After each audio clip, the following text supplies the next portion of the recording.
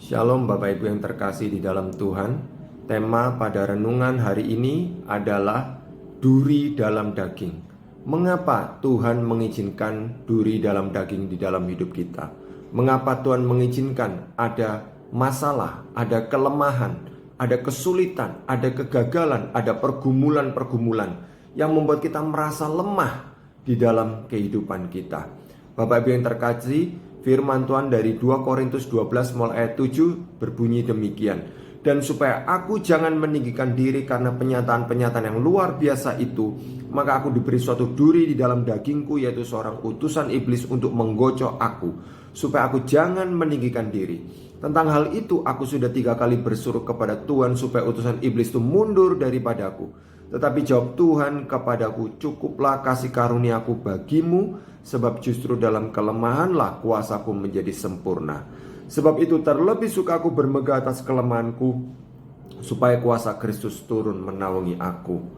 Bapak Ibu yang terkasih, pengalaman Paulus mengatakan bahwa Paulus mengalami duri dalam daging, mengalami adanya utusan iblis yang menggocok dia, ya.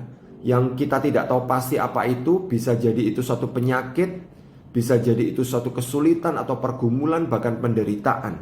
Tetapi tujuan utama yang Paulus tekankan di dalam bagian ini adalah supaya Paulus tidak meninggikan diri.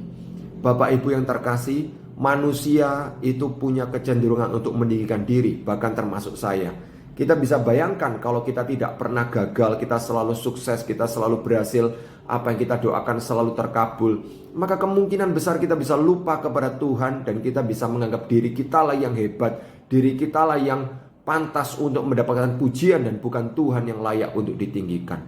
Oleh karena itu Bapak Ibu, Tuhan seringkali mengizinkan kita mengalami duri dalam daging, supaya kita belajar untuk merendahkan diri di hadapan Tuhan, supaya kita belajar rendah hati di hadapan sesama manusia, dan supaya kita belajar bergantung kepada Tuhan. Kiranya Tuhan menolong Bapak Ibu sekalian, menolong kita semua, supaya kita belajar untuk tetap bisa bersyukur dan menerima kalau Tuhan mengizinkan kita mengalami duri dalam daging.